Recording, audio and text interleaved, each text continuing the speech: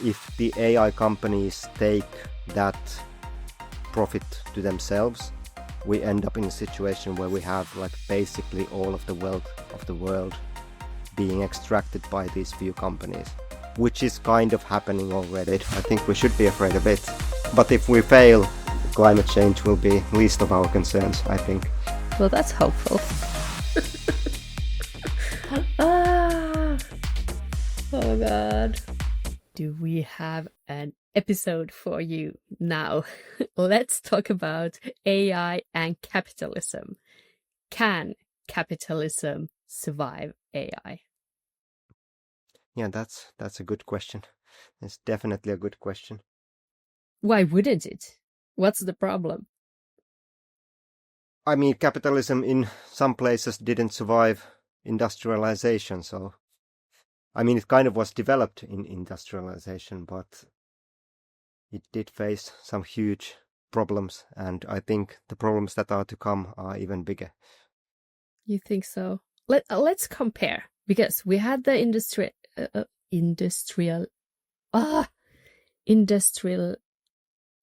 say revolution. Industrial revolution. Yep. Yeah. Okay. Yes. And it's the AI revolution is compared a lot to that, because a lot of people might be going without work, and we said like a lot of people then lost their jobs, and then we got new jobs.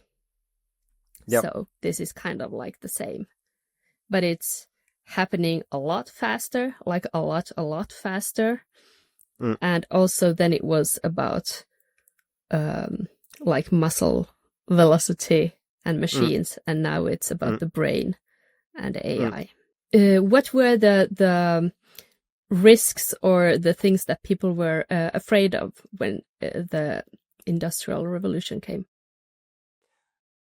Well, I think at the very core, it's essentially a concentration of wealth in those who own the means of production. And it's not just that people lost their jobs. In Industrial Revolution, it kind of was the time where the concept a job was created. So it wasn't just that people went unemployed, but it was that the tools, the factories, added value to their work. It made them more productive. But that added value didn't increase their salaries, but it got concentrated to the people who owned the means of production. And that's like where the like Karl Marx's theories and everything comes up, is that if we take that to extreme, the wealth will be concentrated in hands of so few people, and others will be so downtrodden that it will inevitably lead to a revolution and communism, essentially. And that's like something that we kind of can see like really good parallels in even currently, and especially where things are going. But it didn't, though, in a lot of countries didn't become communistic. Yeah, but like those countries that didn't become communist had a huge still like social revolution. Like we had like maximum work hours per week, we had abolition of like child labor, and we had like unions, minimum wage, stuff like that. So in all countries there was huge amount of reform.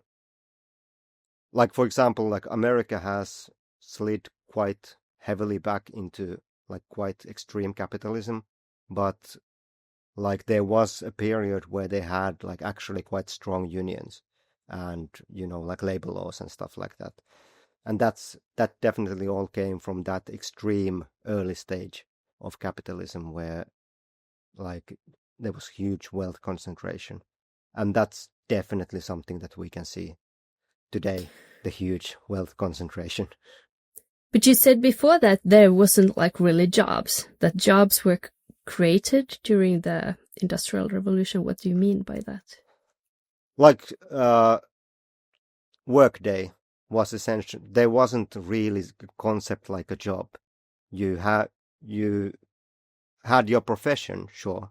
You like went into training at the cobblers and became a cobbler, and then you were a cobbler. But it wasn't like, first of all, you owned your own tools. You weren't working for some company usually.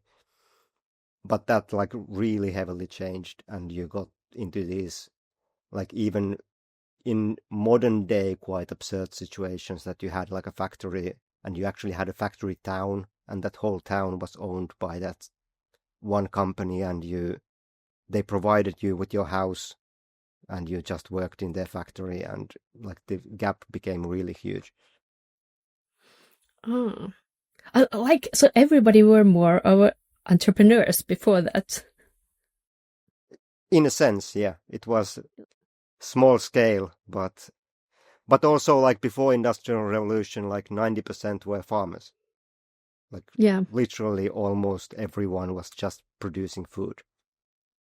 yeah, yeah. And so now, what parallels can we draw to now with the AI revolution? Well, like if we imagine AI actually going to the stage where it increases the efficiency of work like exponentially, we could imagine a situation where like 50% of people could be unemployed, or at least that the AI would increase their productivity by such an extreme amount that if the AI companies take that profit to themselves, we end up in a situation where we have like basically all of the wealth of the world being extracted by these few companies, which is kind of happening already. Like if you look at US stock exchange, it's like the big AI companies and Nvidia basically are the US stock exchange. Yes, at the moment. And that's been like there used to be, or I don't know exactly the companies that were in the past, but it's been the social media companies and the technical companies for a long time. Like that's been like Apple and Meta and Google. So so it's been those. So that shows how like important that have been and is.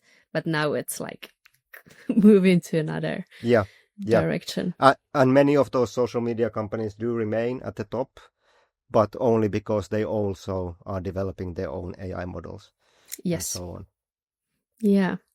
But yeah, if we end up in the situation where basically only those AI companies are the ones that are generating value, essentially out of generating productivity, we go to the question that is like a person entitled to the productivity that's taken from their data, and should we seize the means of AI production? And there are like a couple of parts there. One is like universal basic income and stuff like that, but then we actually would have to start taxing these AI companies, which is something that we aren't really doing at the moment. And at that time, like if we imagine the absolute end state, like almost science fiction end state, where these AI, like we could imagine like completely automated factories driven by AI and stuff like that. And in that case, like no one would, at least like most of people wouldn't be employable. There wouldn't be any work to do. In which case, that kind of automatically becomes communism. Yeah, and UBI, universal basic income. Yeah, it's starting to sound a lot like communism. Yeah, and depending on the theories, it can occur gradually, or it might need a revolution if we are unable to squeeze the taxes out of these companies. But like sitting here in Finland, you're in Japan right now, but like also maybe in your mind sometimes in Finland, like it feels like, because the AI arms race is like it's spiraling, it's going so fast. Like in Europe, it feels like, yeah, of course we want to be in on it, and we'd like to have really vital AI companies and being on the front end, but it's like it's too fast, there's too much money. Like we're just sitting looking at a ping pong match at the US and China, and who will win, who will get to AGI first, who will, like, are we deemed to be sitting by the sidelines watching this? Yeah, and that's actually like a really difficult problem as well, because like, for example, Finland, I would say as a society is more ready for this. We have like good taxation and stuff. But the issue is that if it's Chinese and American companies that end up sucking up all the money, there won't be anything to tax in Finland. So there will be like not only a huge rich-poor divide within societies, but also between the societies. So like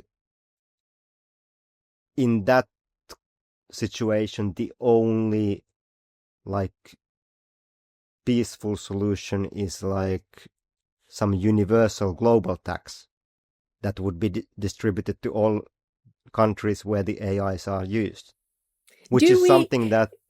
Do we think that the US and China will say, actually, we think there should be a universal tax? They want. Yeah, definitely not. Definitely not. And I mean, there have been suggestions for like a couple of these taxes. Like, for example, the same conversation have come up in climate change, that we should have like a global carbon tax. But like, obviously that has gone nowhere, because why would the biggest producers of carbon agree to that? But like, the issue there is that if we don't stabilize that somehow, it will lead to like huge global instability. Because like the only way we could imagine like lofty concepts like world peace would be that we would level down the like economic inequality between countries, which has been slowly happening just by, if there's a poor country, people produce stuff there and money slowly like rebalances itself. But that is something that could definitely become a lot worse.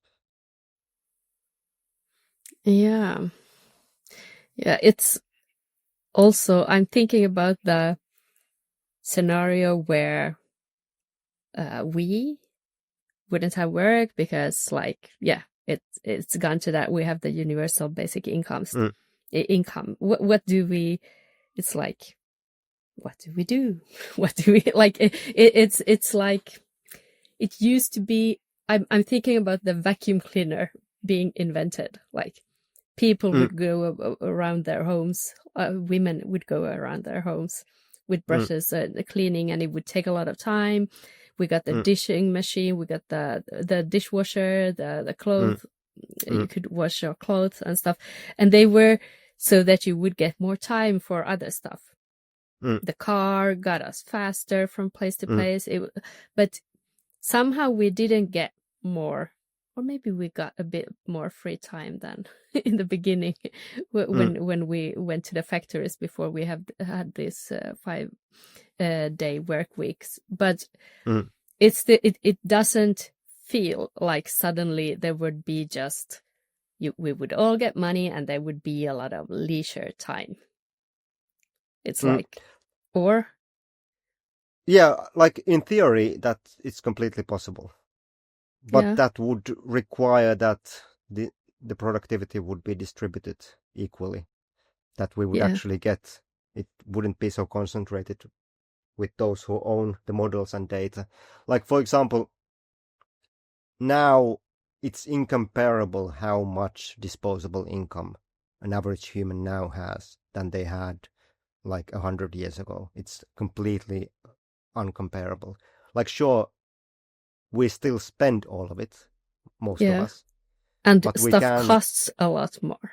Yeah, but we can buy phones that cost like 100 times more than a meal for a day.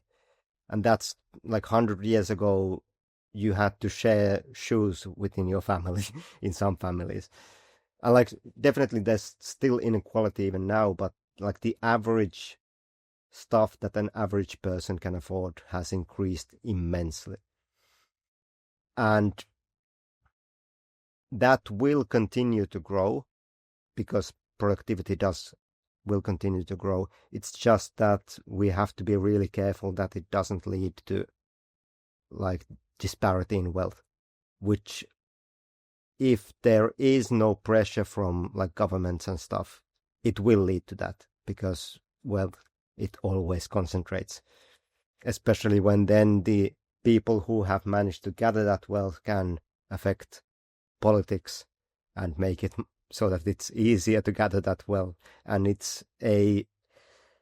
that's like where it comes to like communist theory, like Karl Marx's theories, is that in his mind it inevitably leads to like revolution. That's like simplifying it, but because like there's no other mechanism that will stop that like ratcheting.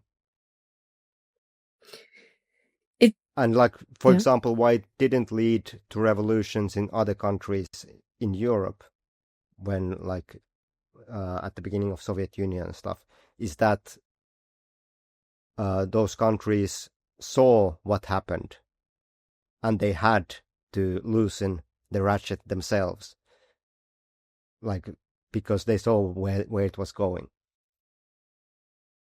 And that's something that we might be able to loosen the ratchet if we can learn from history, but people don't tend to do that. Yeah, but we have the hindsight now. We know.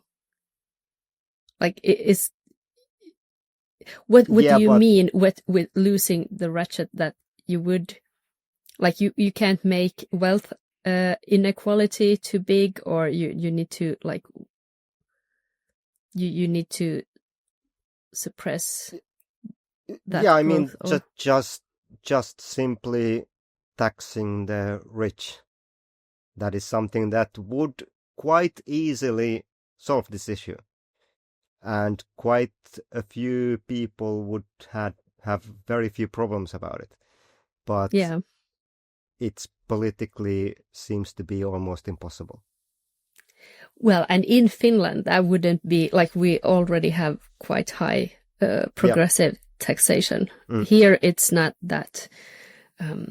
Like, it would be, I'm imagining, easier to get like politically to make it happen than in some countries. And by some countries especially, I mean the USA. Yeah. But also, like in Finland, there's much less money in politics. Like, yeah, we do have lobbying groups, sure, but it's laughable if you try to compare it to US. Do you think like the Finnish model or the Nordic model could work in a country like the US? Yeah, sure, why not? Like, people tend to say that, especially Americans tend to say that it couldn't work because America is so much bigger. Yeah. But that's kind of a cop-out. Like, the size shouldn't matter. There's nothing in that system that shouldn't be scalable. What about communism? Would that be okay for you? I mean, communism should work. But it hasn't really. Yeah, but that's like, it's mostly due to corruption that it failed. It's also due to the fact that it kind of happened way too early. Like, communism would work quite easily, I think, in a world where we live like Star Trek. We live in perfect abundance. We actually have enough of everything. Do you think so? I think yeah, because human nature, like somebody will always try to take more. Yeah, but if you have infinite amount of stuff, it doesn't matter. You can take as much as you want for yourself. It's where we get limits, and obviously we will always have limits. But like otherwise, yeah, it requires really like I think the politics is the most difficult of that, because like, for example, in Soviet Union there was a huge amount of wealth disparity, even though there shouldn't have been. But there it wasn't the ones who owned the means of production had the money, but the ones who owned the ability to do corruption, they owned the money. So those who had political power could siphon out as much money as they want, which is obviously like a difficult question. But that, the other reason why communism failed in Soviet Union is that they had a huge global adversary who also tried to do everything to make them fail, and they like spent all of their money on like weapon production and stuff. So, but yeah, I think it was obviously also way too early. You think you it's can't sorry. No, say. No, you think it's working in China? They barely have communism. It's almost capitalism. Yeah. So you think it could have worked in the Soviet Union? I think it was too early, because like they definitely hadn't reached abundance by any means. And like, for example, even if you like read Karl Marx's theories, he theorized that it would be the most industrial nations that would end up in communism after extra steps, like Great Britain, for example. But Russia was incredibly backwards and incredibly agrarian when it made the switch. And it made the switch simply because they were instabilized by the First World War. So it was premature in all the ways.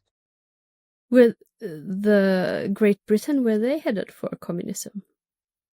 That was like the theory, because they were by far the most industrialized, and they had the biggest like wealth disparity between those who owned the factories. Yeah. Why were there no revolution there? They, I think, weren't destabilized enough by the First World War like Russia was. But like there were attempts for revolutions, like even in America. There were like communist parties and stuff at the same time. Yeah, and then the Red Scare and McCarthyism. Yeah. Do you think now that, does it feel like we're in a destabilizing time? I mean, if you look at the wealth disparity in America, for example, where it's like, it is genuinely absurd in some places. Like, you look at a silly example of like Jeff Bezos renting the whole Venice for like his wedding. Like, that is the kind of level of wealth disparity that led to French Revolution.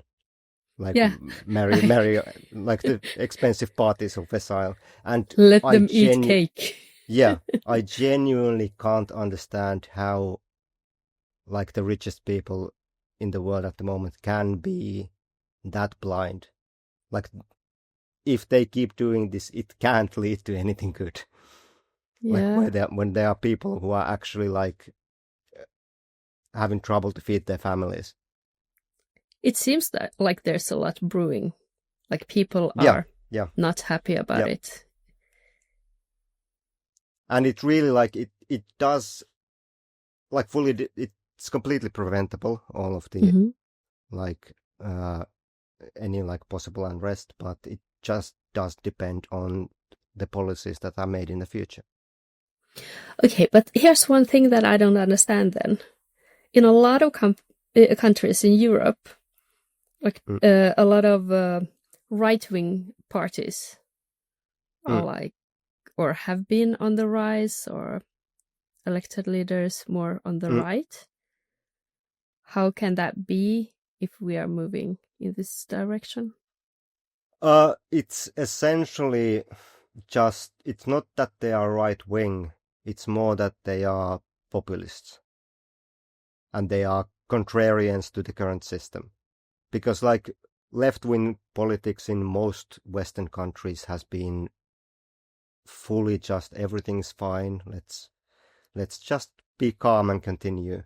And there's a huge amount of people in Western countries for whom the current system just doesn't work. So, like for example, in America, the Democrats, mostly their message has been that they are more competent than right wing. They are more normal. But they don't seem to recognize the issues that people are having, which is why it's basically like anti-establishment. Like now, sure, the right wing in US has trouble being anti-establishment because they are the establishment, but they are still trying for some reason. Yeah. Because like that's kind of the only message they have, is that the only message that really like works is that the current system is broken, we promise to fix it. And that's just something that the left hasn't really, like especially like the liberals haven't really seemed to understand that the current system doesn't work for the majority of people in many countries. What group of people, or who do you think, who are the most, or I was going to say who are the most unhappy, but I mean who will rise or who will protest, or maybe they will, I mean there are protests right now in the US, for example, and a lot of places, but I mean, it has historically always been the young people. And like, if you look, there have been a couple of like so-called Gen Z revolutions just in like this year. Like, for example, in Nepal, there was a revolution where young people went to the streets and they shut down the social media, and they had like Discord groups where they voted on the next president, and she became president.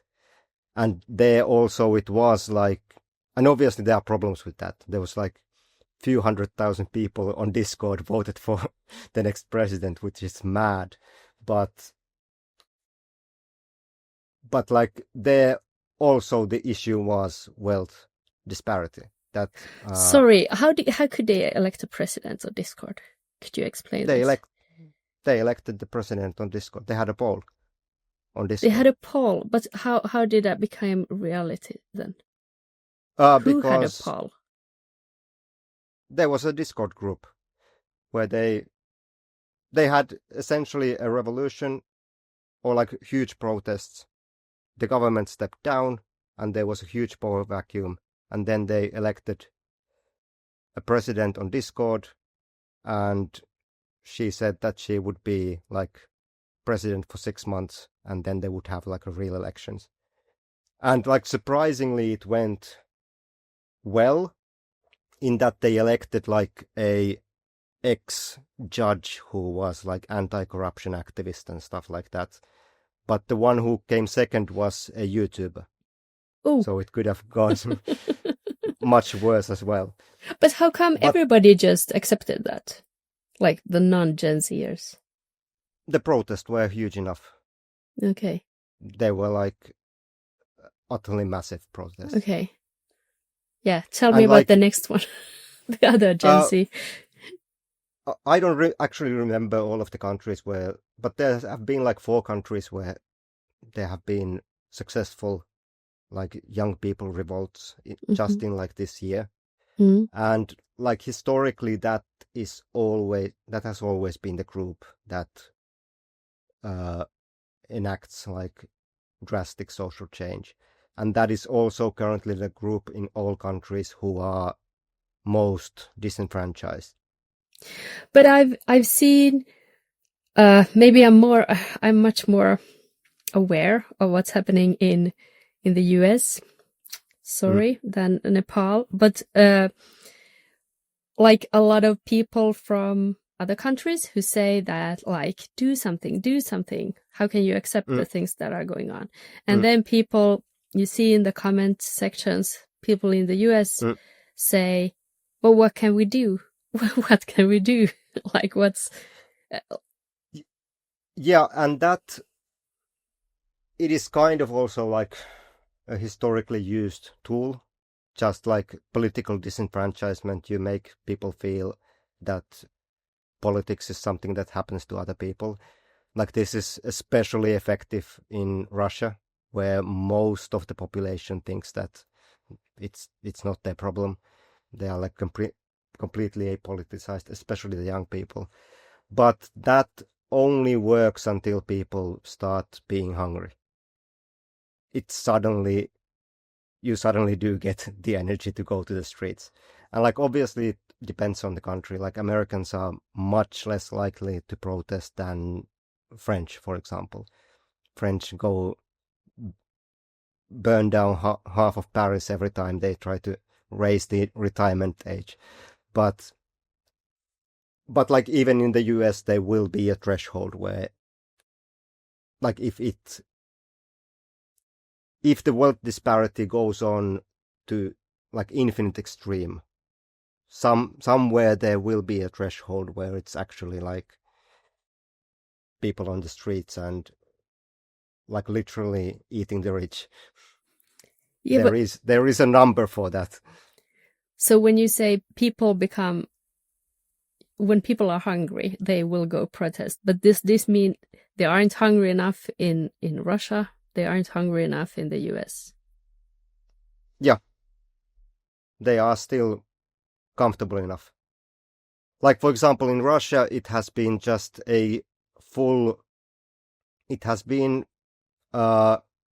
planned so that all of these hardships don't touch the big cities.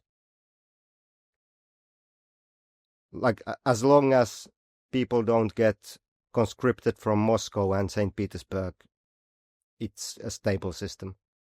There are like small villages with ethnic minorities that have been almost like wiped out by the conscription. Yeah. But it's not like they can overthrow the government. Yeah. And in America as well, it's like the small towns that are most miserable.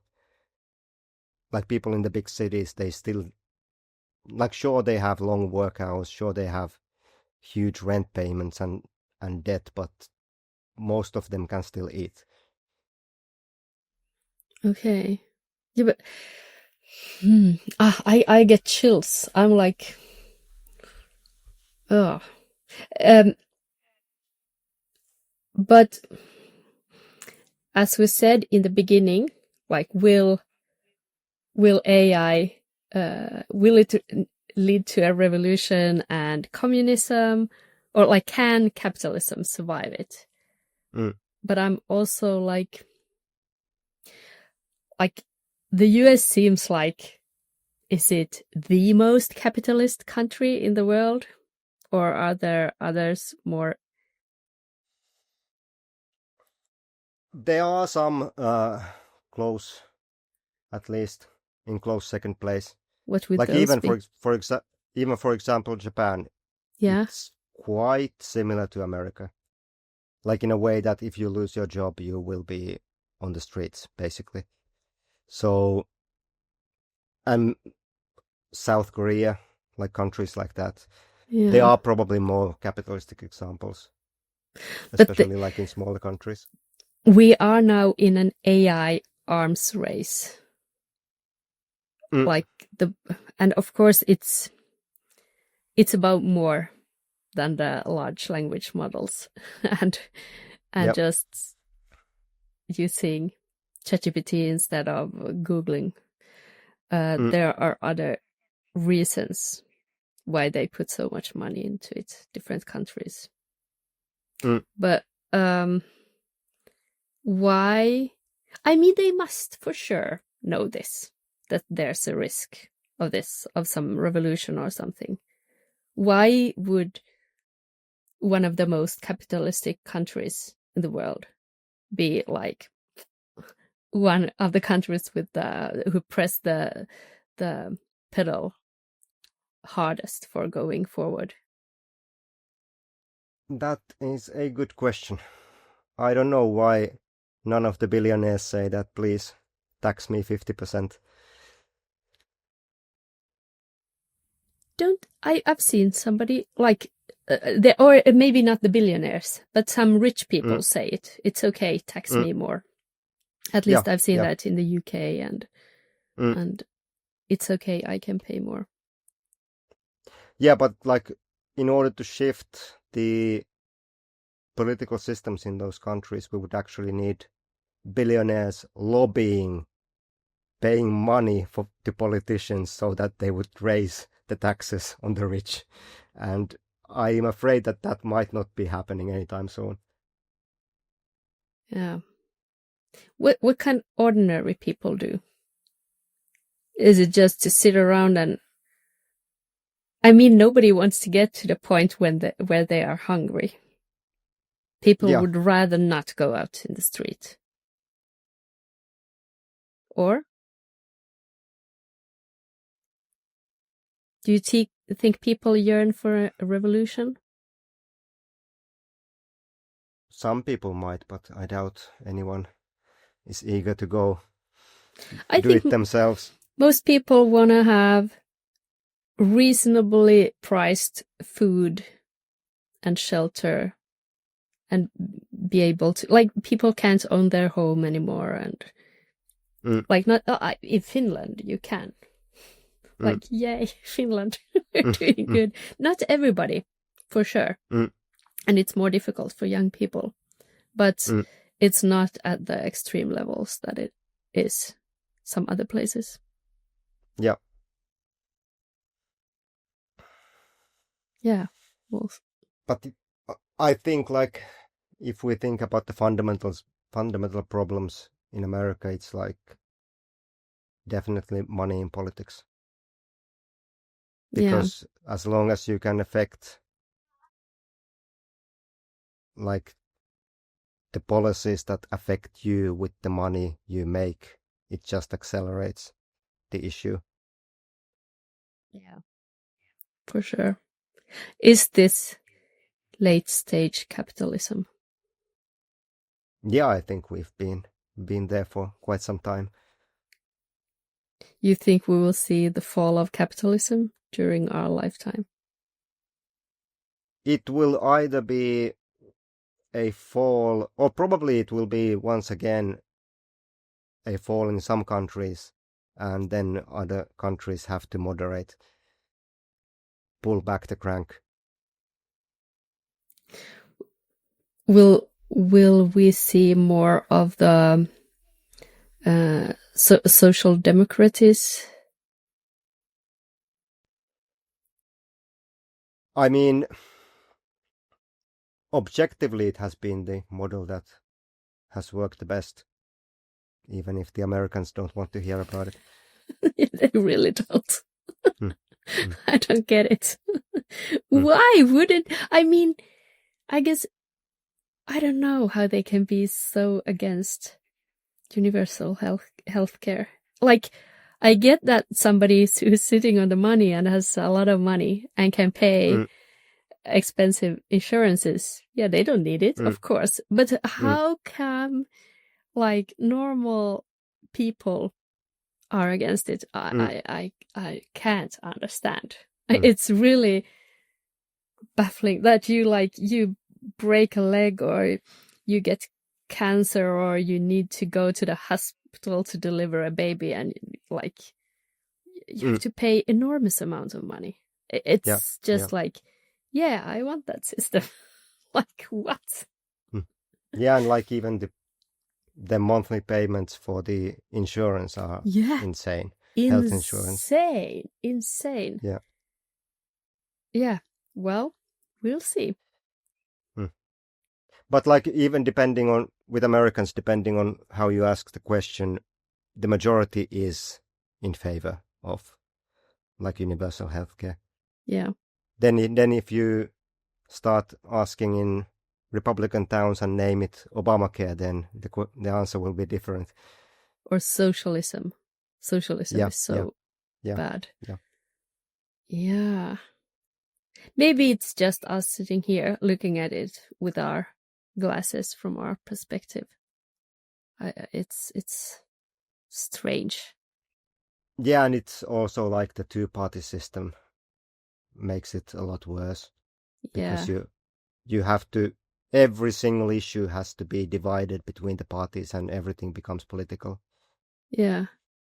If there's bigger wealth gaps, wealth inequality in a society, can that be a society that you call like this is a free society, or freedom is really like prevalent there? I mean, it is for a few, then of course, but for most. Yeah, I mean, it depends how you define freedom. If freedom is that you are free to do what you want, then it isn't free because you can't afford to do what you want. What's the freest kind of society where you have the most freedom, do you think? I mean, definitely, like, I would say that Europe is freer than America by basically every metric. Yeah, well, it feels like it when you watch the news. Yeah. Yeah, and just the fact that the so-called land of the free has the most incarcerated people in the world. Yeah. Not so free. Yeah. Well, yeah. Should we wrap it up and get back to you another day? Thank you so much for listening and watching us. And please subscribe and like and rate and comment. We appreciate it. Yeah, and don't be afraid, we won't be probably as political every time. No. Or maybe we will, Maybe if people we will. like it.